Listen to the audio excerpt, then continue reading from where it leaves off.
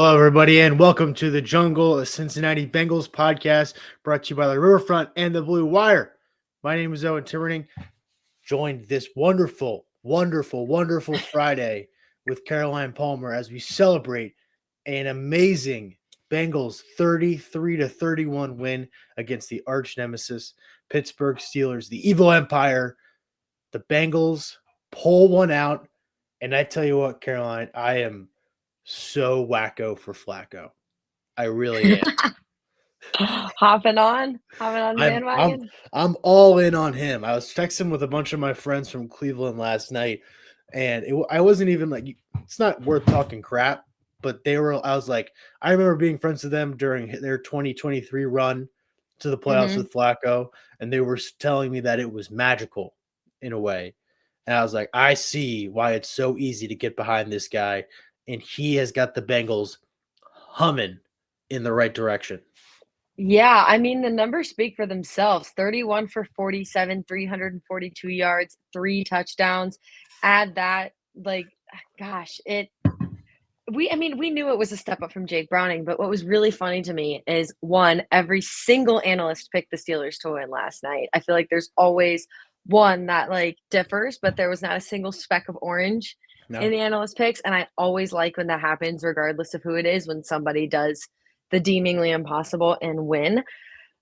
I don't it was just very, and I don't think people were expecting it to be as good of a game as it was, Mhm. given everything, but Joe Flacco looked really good, He and did. it's He just did. it shows a testament because I think he started getting better as the game went on, and you could see the experience, you could see the composure, you could see, like, the fact that he's been in these games before, he's been in tight positions like this, and he exceeded. And Mhm. obviously, a big part of that was Jamar Chase, and Jamar Chase, we'll get into it a little bit later, but it was a fantastic offensive game, and you love to see that as a Bengals team who's been lacking this, just like anything on offense for the last 3 weeks. Like, it gets you hyped. Like, I'm hyped. Like, I it's am good. so happy. I tell you what, the game was awesome. It was, as a Mhm. pure NFL fan, it was a great game to watch. Yeah. Steelers come out of the gate right away, 10-0 lead.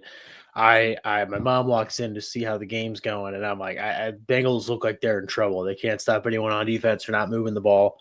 And then they went down and scored, and then they got an interception and scored another touchdown and got another interception and took the lead. And I was like, oh my goodness, now it's halftime and we're winning.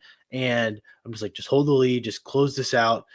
And then they played well again. Then the Aaron Rodgers kind of woke up. He's still Aaron Mhm. Rodgers too, by the way, which is Oh incredible. my gosh, his arm was fantastic last night. He looked legit as ever. And then it comes down to the end of the game, and I've lived this nightmare so many times before in Steelers Bengals games where they score at the last little bit and it just drains the Cincinnati Bengals rowdy crowd. And that's kind of what happened. Pat Freiermuth had his first touchdown on that long 3rd and 18 that he converted for a touchdown. And then the Mhm. second one, which we thought, or well, I mean, people in Pittsburgh thought game looked apparently to be over. If you were to ask me, Pat Freiermuth was acting like he scored the winning touchdown in the Super Bowl after that. After that, What happens in division games. I know, but it was really funny. The camera work. I love the prime games. I think they're fun. Mhm. I think they do a really good job of covering it all. Mhm. And they were so locked on Aaron Rodgers and Freiermuth after that, after every Bengals play on the next possession drive. And then as the Bengals just kept creeping down the field, you'd see their faces go from jubilation slowly to more serious and aggravated. And it was nice to have. And I think we should Mhm. just cut right to it because I think he is easily the best player in the NFL, and it's Jamar Chase. No one Yeah, can do anything else like him. He is just a machine, and it's so absolutely. obvious week in and week out. Yeah, it's amazing to see. I mean, I don't even think it's an argument anymore when it comes Mm-mm. to, because the big thing is always Jamar Chase or Justin Jefferson, like, who's the best receiver in the league. And honestly, it's Puka, kind of, but yeah, and well, I don't hot take, I don't think Puka's in that conversation, all but right. I think Jettis and Chase are on a completely different level, and it's been back and forth, but I think Jamar Chase is making it very obvious right now that it's him, because you can argue that they're both in very similar situations right now with their starting guy being gone. Minnesota doesn't even really know who their guy is. They're both dealing with inconsistencies, and one of them is rising to the occasion, and the other one is not exactly rising to the occasion. And Jamar Chase looks like amazing. Like it He is looks so good across the board. Let's get into stats. Joe Flacco, like you said, 31 for 47, 342 yards, 3 touchdowns. Jamar Chase, 16 receptions, breaks his own franchise record. Yeah. 161 yards, 1 touchdown, 89 yards after catch on 23 targets. And he had a couple drops. Yeah. He could have had 20 catches in this game. I was gonna say I saw the one drop where it was like Yeah. Joe Flacco could not believe that Mhm. Jamar Chase dropped the ball. But yeah, and also shout out T. Higgins almost breaking Yeah. 100 yards receiving too, like just to show how versatile they were through the air. But I will point something out, and I think there's a reason why we were so successful through the air yesterday, because Chase Brown went for over 100 rushing Yep. yards. That is the first time he has done that all year, and it Yeah. completely opened up the passing game because we were able to get something going on the ground. So shout out Chase Brown. Mhm. He had one of his most productive, if not his most productive game of the entire year, and it He was showed on the great. receiving end of the ball, because you could see when this offense fires on all cylinders, they fire on all cylinders. But we have to have the quarterback, the receivers, the running back, the O-line. Everybody has to be involved or else it doesn't work, and I think last night was a perfect example of that. The thing about Chase Brown, which is interesting, is he's so good once he is kind of across the line of scrimmage. You know what I Mhm. mean? He's so quick. The problem is he was leading the league in getting in touches behind the line, how many times he get hit behind the line of scrimmage. So he was kind Yeah. of doomed from the start. But I tell you what, man, I keep trying to find, it's so easy to pick Jamar Chase and Joe Flacco as the MVPs of this game, but the Bengals offensive line was incredible. I was Two, just about to say, two for the sacks. stick that we've given them for the Yes, last they couple were weeks, I thought they were amazing. incredible. A couple rough drives in the beginning of the game. Jalen Rivers got pushed around a little bit. But I tell you what, Dalton Reisner had an awesome game. Amarius Mhm. Mims is my personal MVP of this game. He locked up TJ Watt. TJ Yep. Watt, I can't believe I'm saying this, with the Bengals offensive line, was a non-factor in yesterday's game. He had the 1 sack, or at least half a sack at the end of the game, but he was totally out of the picture. And all I heard all summer was how good this Steelers defense was going to be and how they put so much money into it and how Blitzburg is back. And that just was nowhere to be seen. And you know who I want to give a special shout out to is Jalen Ramsey for waking up Jamar Chase. Yeah. He poked the bear, and I don't know why anyone in the NFL hasn't learned this yet. When you poke the bear, Jamar Chase hits you right back in the mouth. He's done it against Baltimore every time, and now he's done it against Jalen Ramsey again. I feel like Yeah. I'm like roostering around right here. This is as No. confident as I've been about this team all year. And it's just I think so much of it comes from, it's so nice to beat the Steelers. It's Yeah, so for nice to beat sure. the Steelers. Yeah, and what was interesting about Jalen Ramsey is obviously Jamar Chase was working, and then even in the times they put him in coverage against T. Higgins, T. Higgins was having his way with Jalen Had Ramsey him in a too. blender. Like, he could not stop anything yesterday, and I don't know, like, it was just amazing to see, like, it's kind of like we know that that's there. Like, that's the expectation. We know that it's there. Like, you have the pieces, you have the ability to do it. So when they don't perform like that, it's really head scratching because, Mhm. like, you have games like that against the top defense in Pittsburgh. Like, we know Mike Tomlin's defense is his strong suit as a head coach. Like, it's amazing to see. And it's just like, this is what we've been waiting for. And if you can play like that, given how close you are now to the Steelers for the AFC North, it is so back on. Yeah. It's so back. It really is. And we'll talk later about how the schedule kind of favors the Bengals for the next month. But this was such a crucial game because we talked about this on Monday, how it is you win this game and it's kind of open for you and you can make a run and then you can talk about Burrow maybe coming back in December, which, by the way, we'll add on that later. He's on track to return in December per Mhm. Ian Rappaport and per some people close to his rehab. Apparently he is working out and rehabbing nonstop, which you love to hear. He was also at the Yeah. game yesterday, which is even better. You love He looked seeing that pumped too. at that game yesterday too. He He, looked so excited, yeah, which he. you I love think to see. I think it's exciting for him. Obviously, you miss him a lot, but back to the point is either can go full throttle or you lose this game and you just punt on the season, and like that's fine. Mhm, You just take it as it is, and you draft in the top 5. The part that is interesting now is the Bengals kind of are in full control of their next 2 games. You'd like to think, Jets, mhm.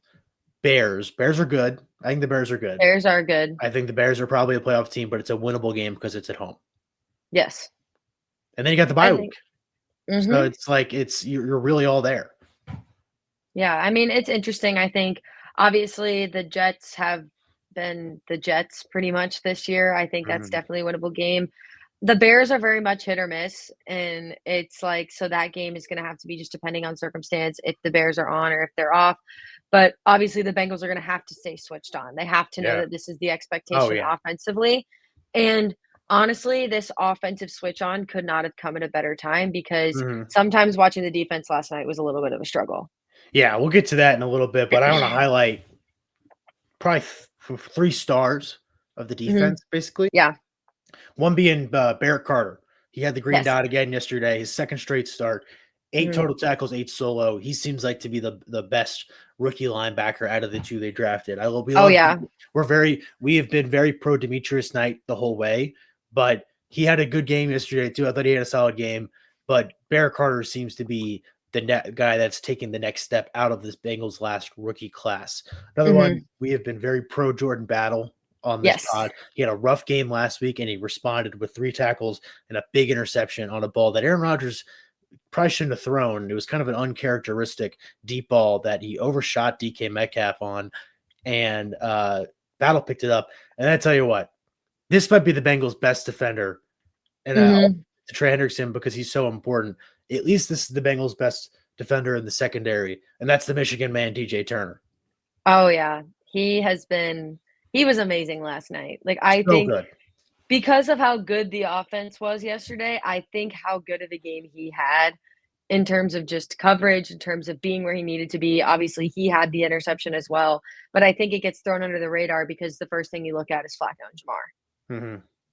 But it was It's amazing to see. Like, there was good individual performances, which was enough to win this game, but as a whole, I think as a unit, it was one of their weaker games, which I yeah, they understand in the struggled. first full game without Hendrickson, it was gonna be a little bit of an Mhm. adjustment, but I think that they're meshing a little bit better than I think we thought they were going to, It's so given how weird. many young guys are on that side of the ball. Yeah. So I'm hoping with time that helps. But I do think that, like, if we can continue to have 2 or 3 guys just have these electric performances on defense and the offense stays where they are, they're going to be able to keep themselves in games. Yeah, and Ryan Fitzpatrick said it on the pregame show, and it's kind of what we've been saying this whole time, is that these defensive numbers aren't really showing what we think about the defense. Like, we Yeah. think this defense actually is solid, and like we said the last couple weeks, we are seeing improvements in real time.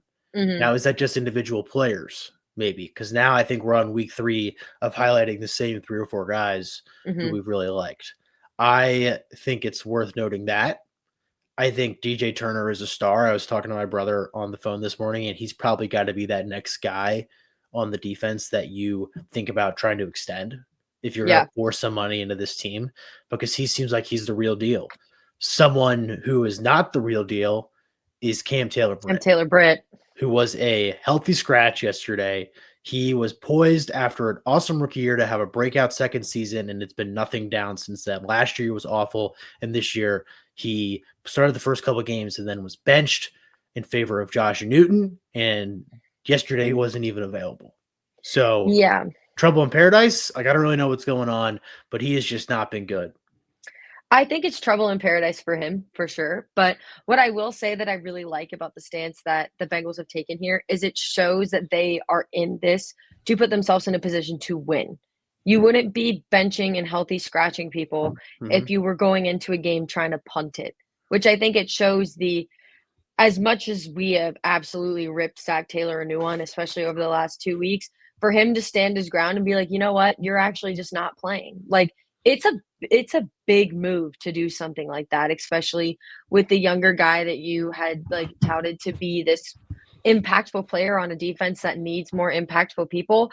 I like the stance. If you're gonna bench him, bench him. Like, I like make that him work too. for that spot. I think it is a very and a lot of people are like, "Oh, I don't really understand." Like, I think it is the perfect stance. He's Yeah, obviously not doing enough to play, and Zach Taylor is trying to prove a point to not only Cam Taylor-Britt, but to the rest of the Bengals that if you're gonna slack off, you're not gonna play, which I love mhm. that stance from a coaching perspective. Yeah, I love it too. I want to talk about. Well, actually, we're on the Bengals defensive issues right now, so I think we should still keep going into it. Geno Stone, after his best game as a Bengal, probably had another bad one yesterday. Mhm. He's just lost a step and he misses tackles still. The same stuff we talk about every week, where the Bengals don't make any tackles ever, Yeah. especially in the open field and behind the line of scrimmage. That's my biggest pet peeve Mhm. is when you read a screen correctly and then you miss the tackle. And two things that really stood out to me were how bad the rush defense was, 7 yards a carry. Warren had one of his best games of the season yesterday, and oh my goodness, what a waste of a first round pick Miles Murphy was. That was the other stance I had.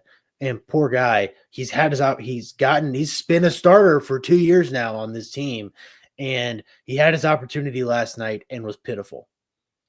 Yeah, it's just Shamar didn't really have interesting. a great game either. I know he's coming off an injury, but he did not look good. Yeah, it's very interesting to me, like, it's just there's a large change going on in that Bengals room. Obviously, there's a huge piece on defense that we still have really yet to see in Shamar Stewart. So, I'm interested to see, 1, when he comes back because I feel like every week they're like, "Oh, he's gonna be ready," and then come game day, he's not active. So, it's Mhm. like, I'm waiting to see when he comes back because I do Who? believe that Shamar? Yeah. He played last night. He just He didn't look did? very Okay. yeah, he played last Okay. night. Yeah, I didn't know if he was ready or not because last I had seen he was inactive. He played last night. He struggled.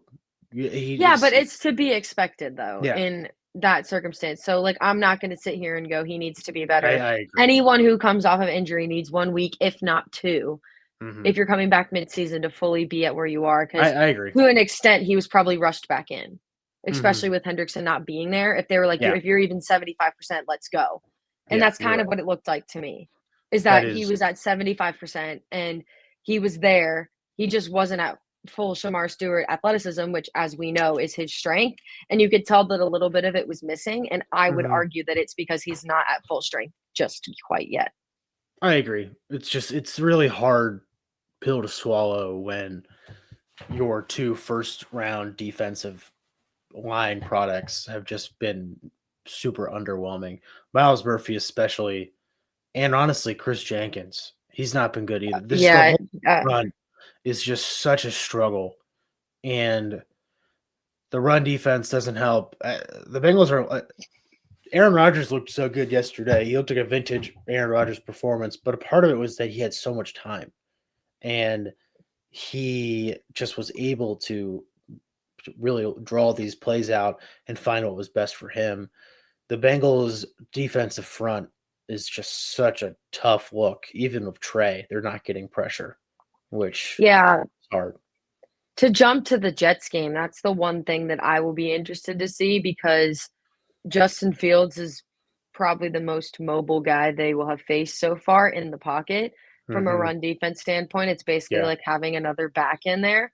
So I'm interested to see how they deal with that because it's going to be something very different. Like, are we going to have to send the secondary down because we can't deal with that? Like, it'll be very interesting to see how they adjust to one of the most mobile quarterbacks in the NFL that they're playing next week. Granted, I think the Jets offensive line is not great, so Yeah. maybe we get a little bit more pressure just because they're not as good, but you still have Justin Fields for as much as people will make fun of him, he's great when he's running out of the pocket. So it's just Yeah. going to be an interesting adjustment to see how they change to that based on just playing Aaron Rodgers, who you could argue is on the very opposite side of that spectrum when it comes to mobility in the pocket. Mhm. He just looked good yesterday. It was actually kind He of did. impressive. And the times the Bengals did blitz when they had to bring the secondary down, they got burned. Like it was the first drive. DK Metcalf Mhm. had a 41-yard reception or something. And That was they like his only reception of the game. He did not. Let's pull up his stats. Because I He think he had 50 or was 55 yards. It was also not it was kind like of that a one catch, and then that was pretty much it for him the whole night. Fryermuth had a nuts game. Yeah. Obviously, he had Fryermuth, who is good. He's had a bad year, but he's really turned it around. He had Mhm. 111 yards for 2 touchdowns. Pat Fryermuth did. DK had 3 receptions, 50 yards, and 40 of and his long was 39. So 11 of them came on one catch. We haven't talked about this enough. Let's get back to the positives. The DJ Turner interception was incredible. It Like was how it fantastic. was awesome, and how he got his feet in after that too. He played the ball perfectly and was able to snatch it from. Well, honestly, DK never really had possession. It kind of was just Mm-mm. bouncing around, and DJ Turner Yeah. grabbed it and was able to get his feet down. But still, from a guy like DK Metcalf to be able to pretty much strip the ball from him and not even Yeah, give him the chance to grab possession, if that play in itself doesn't, like, encapsulate, like, the star power that DJ Turner has in his ability, I don't really know what else I could tell you to mhm. convince you that he is going to be a great defender for the Bengals in that He's really secondary. good. It's very interesting to see, and yeah, I mean, he was a really bright spot on that defense yesterday, and it's just exciting to see. Like, you love seeing people get better. Like, it's like you said earlier, like, in real time, we're watching these guys get better, and it's, like, exciting to really see them do. Another play I want to highlight was the Yoshivash long reception. Mhm. It was something that, and the Flacco talked about it after the game, that they said they were ready. They had plays ready for if Steelers were going to do the bracket, some defensive bracket scheme, and double Chase and Higgins, and the play would basically just be like a go route to Yoshivash for 1-on-1, and he threw a dot. Another thing, I feel like we said Flacco had a good game. He threw the ball so good yesterday. He really did. He made Yeah. some great throws. Yes, Jamar Chase was somehow wide open, I feel like most of the game. Like literally just naked. He had no one around him. But at the same time, that was a great throw that he made to Yoshivash. He stuck it in there a couple times to T. Higgins and Yoshi. And my favorite Joe Flacco play was the miscommunication or lack of understanding that he had on a play that he rolled out to his left and picked up a first down and ran on his own and fooled the whole defense and had 10 yards open space. Who I think this is a good segue into what I had, kind of what my thoughts were for the next 10 days, the mini bye week that the Bengals have. You hate the Mhm. Thursday games because it's a tough turnaround from Sunday to Thursday. But if you come out on the other side, especially in a positive position with forward momentum like the Bengals do, it's can be really used to your advantage. My question to them is, how are they going to do that? How are they going to use Yeah. these 10 days off to their benefit? And I think they have two things that they really need to do. One is get Flacco and Taylor on the same page. Not that I don't think they're not. Flacco's so experienced that you can kind of afford to have some mess ups when it comes to just not being on the same page fundamentals. I mean, strategically wise, but Flacco's only been it for 10 days now. So use these next 10 to figure out the playbook, get the system down 100% in his head, Mhm. and 10 days off would be good for the offensive structure because there were still a lot of times yesterday where Flacco was changing stuff up and didn't know some of the calls and formations that they were calling in Mhm. to his headset. So I think it's important to use these 10 days to get to rest up, take the momentum, enjoy today, and then really get into it, some X's and O's with this time off that you have and prepare for the Jets. The other thing I got is figure out who the heck you can trust on this defense. And you're already kind of seeing that happen in real time, but really sit down and figure out who's going to work. Because Yeah. if Sam Taylor Britt's not going to work, he's got to go. He's got to go. You find Mhm. out the guys who are going to work for this team. And if it's the same defense that they have that run out, something's got to give. And you got to get Mhm. Trey healthy because he at least provides some ounce of defensive pressure. Yeah, I'd say that too. I think I honestly am more emphasi putting more emphasis. I can't even think of the word right now. Put more emphasis on the defensive side of the ball because I think that's where they need the most work. And I agree with you. If Trey is going to be out for the long term, or if he even gets traded at the deadline, because there's teams circling around that right now as Mm-hmm. well, from what I've seen. So their possibility is that he's gone. even with him being there, you need to find some other guys who are going to step up and be the leaders. Like, obviously, you need to figure out who you can trust, but who are going to be our leaders? Who are going to be the guys that hold other people accountable when they miss a tackle in the open field or behind the line of scrimmage? Who's going to be that person? Because you need somebody on the field who's willing to be that person, which sometimes isn't always the nicest. But I feel like sometimes the Bengals aren't even being held accountable by each other for some of the stuff that they're missing in open field. And I feel like that's a big step in terms of overall cohesiveness, leadership, just being more together as a unit. Is you have to be able to hold each other accountable, whether you're a rookie or a 13th year player. Like, you have to be able to hold your teammates accountable when something happens. And I do think that that's slightly missing on the defensive side of the ball right now. I agree. Another thing that's just so important, again, just like we're pro DJ Turner, pro Jordan Battle, our guy Evan McPherson. I literally was just about to bring him up.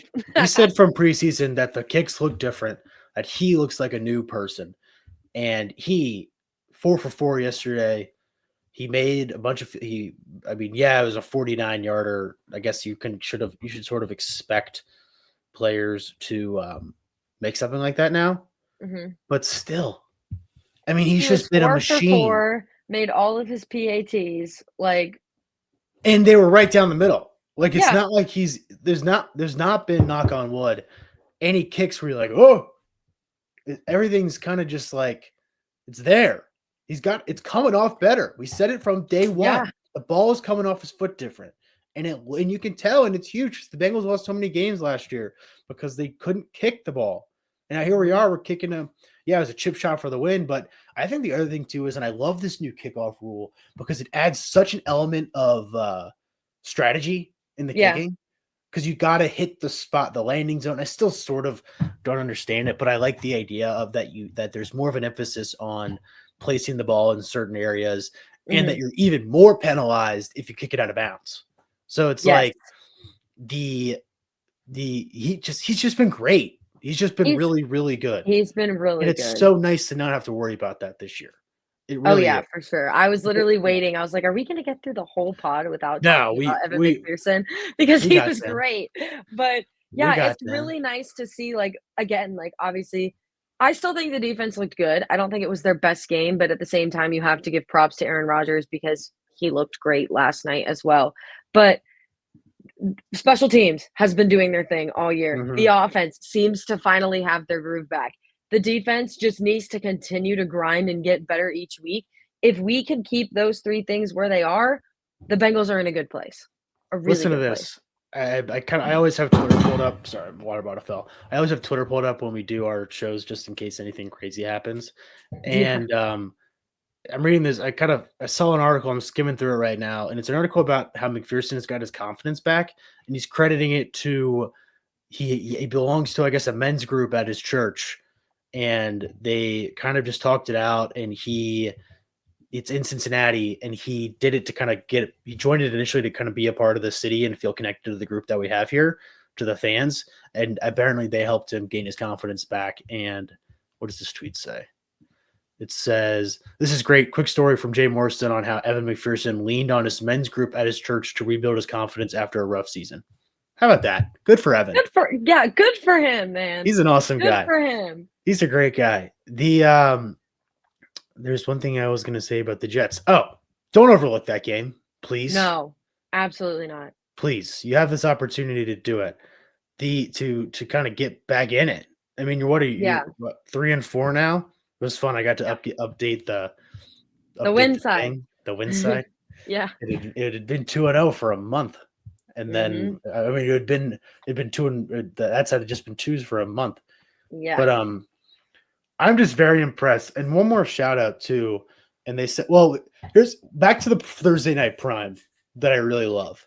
What I think it's great coverage that they have of the games, and it starts with the pregame show. And I think it's fun because I think it's like a good analyst, and it's also nice because they got Ryan Fitzpatrick, former Bengal, and Andrew Whitworth, who's probably a top 15 Bengal of all time. And whether or not, yes, they probably treated him wrong on the way out, and he came back to bite him in the Super Bowl year where he beat the Bengals for his only Super Bowl. let's not talk about that. But he was the ruler of the jungle last night, and he put on a show. You could tell he was happy to be back. He should probably be in the Bengals Ring of Honor in the next few years. He's not up for it yet, but he will. Hopefully, you'd assume he'd be in. He's in that upper echelon of players. He is just such a good player for this organization.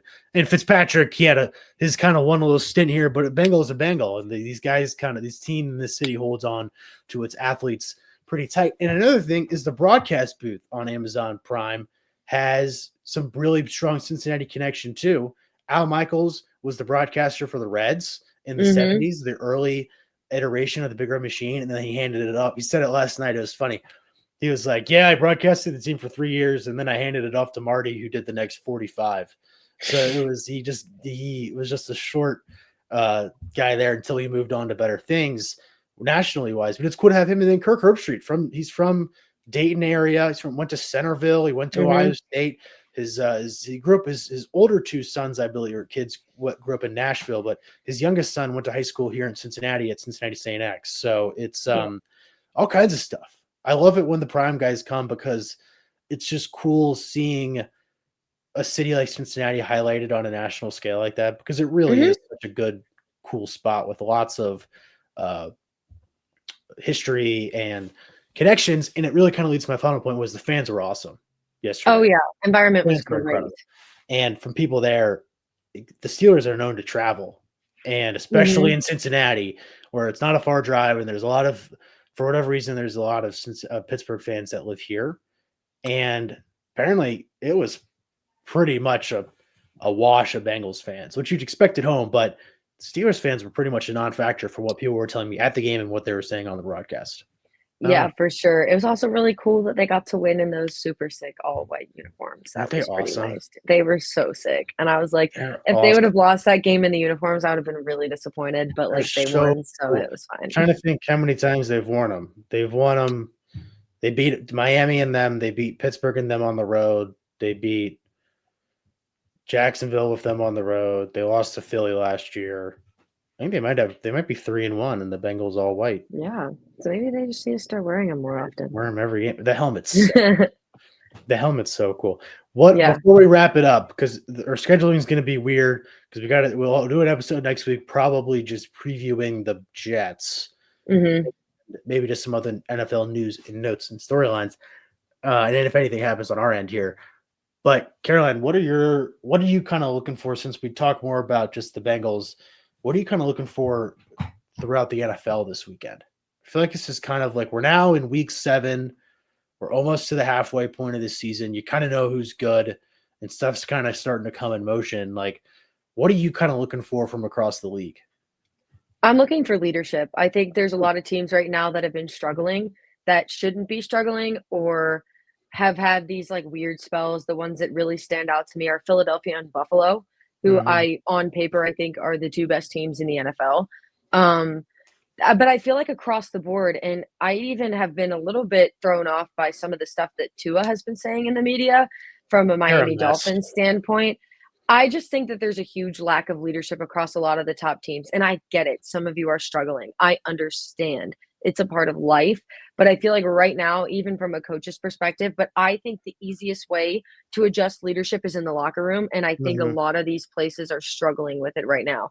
I'd like to see teams step up, do the gritty work through when it's hard, be frustrated, because that means that you care. I feel like there's some of these people that just aren't angry about the stuff that they're going through. And I'm sitting there going, why? You have every right to be angry. You have every right to be upset. Like, you can voice your opinion, just not in a disrespectful manner. So for me, I'm looking for who's going to step up, because there's a couple important games this weekend. There is. I'm looking at the schedule right now. For a couple of teams, like whether you're the Jets, who are looking for their first win of the year against the Panthers, or the Bills and the Eagles, who desperately need wins after back-to-back losses after starting undefeated. There's a lot of teams that are playing for some important things this weekend, and I'm going to be keeping my eye out for individuals and even like units who rise to those occasions, because you can point it out now, because middle of the year is when it gets hard. This is when it starts to turn the corner, and when it starts to get hard, you're going to start to see who genuinely wants it more in the next couple of weeks. Some games that are sticking out to me are this Eagles-Vikings game. What are the Vikings? Like who are the Eagles? Who really knows? Who are the Eagles? The Eagles are Saquon Barkley and a tush push. I'll tell you right now. That's like, what and they then are. like I think we get this interesting 4:00 game, Giants at Broncos. Are the Giants any good? I think they're kind of like a Bengals-esque where they're like, except they're They younger. are interesting. I don't know. Is Denver like Honestly, this is a game Denver should win? Like, is Denver yeah. really the real like is they got the New York stack back-to-back games? But Yeah, it'll be interesting. and then I think my most interesting game of this week, the Monday game's great, Bucks Lions. We don't really need to say anything about that. But the Sunday Mm-mm. night game, Atlanta and San Francisco, is Atlanta like as good as we think they could be? Like really, they're a solid team. And Drake I think London, there's a chance. yeah, Drake London's been incredible. I can't. He's been awesome. How he's gone through like perennial fantasy bench guy. Maybe throw him on your flex when you don't need him because he was like some games he'd go for 25 and then the other he'd go for 3. And Yeah. he's just been a stud this year. And I think Mhm. Penix really likes him. And it's just so easy when you have probably the second best player in the NFL, Bijan Yeah. Robinson. I was just about to say Bijan has been fantastic, and I think everyone knew that when he was coming in the league that he was gonna be good, but I think Atlanta has taken some serious steps to make his life Mhm. easier, so he's been able to succeed. And I think it's interesting is I feel like they kinda took a page out of Philly's book of building their offense around their running back and not necessarily building their offense around their quarterback, and you're starting to see more success when teams start Yeah. to do 'cause you can argue Indianapolis is doing the same thing with Jonathan Taylor, and look how well of a Mhm. season they've had. I'm So excited. They play the Chargers, right? that'll Yeah. be a very interesting game because both of those teams are in a good place right now. The other one, it's actually pretty good schedule this week. The other one I kind of thought was interesting too was the Washington Cowboys game because like Yeah, that should be a shootout, right? it should be realistically, Yeah. but Uh, it just depends on whose defense Ravens and doesn't. Bills are on bye, Yeah. and then the Bengals are got it's the 10 days off is so nice. Mhm. Looking at next week already too. Ooh, next week we have the Steelers' next game is home versus Green Bay. Ooh, that'll be actually an interesting game, I think. Ooh, and then now we're just so looking ahead. And then Bills at Panthers. That's an Ooh. interesting. I don't Is know. it at Carolina? Because Yeah. that'll make it more interesting because the Don't they? Panthers have been Yeah. dogs at home this year. Is, They just have been awful on the road. aren't they undefeated at home? Yeah, as you Because say, Rico that's Dowdle has back-to-back 230 yards from scrimmage, which is unreal. They listen to seem to this have Thursday. running back figured out too. Not next week, but the week after. The Thursday night game is Mhm. Baltimore at Miami. Oh gosh. Oh, I mean, that could be a good game given where both it of those could. teams are at right now, but because I no like one looking knows when ahead. Lamar's coming back. They I have think he'll named probably be back next week after the bye. yeah, I would hope so for their sake because their season is pretty much in the toilet. There are some stinkers on Thursday night coming up, and just the primetime games. Mhm. Whatever. All right, 38 minutes after a Bengals win.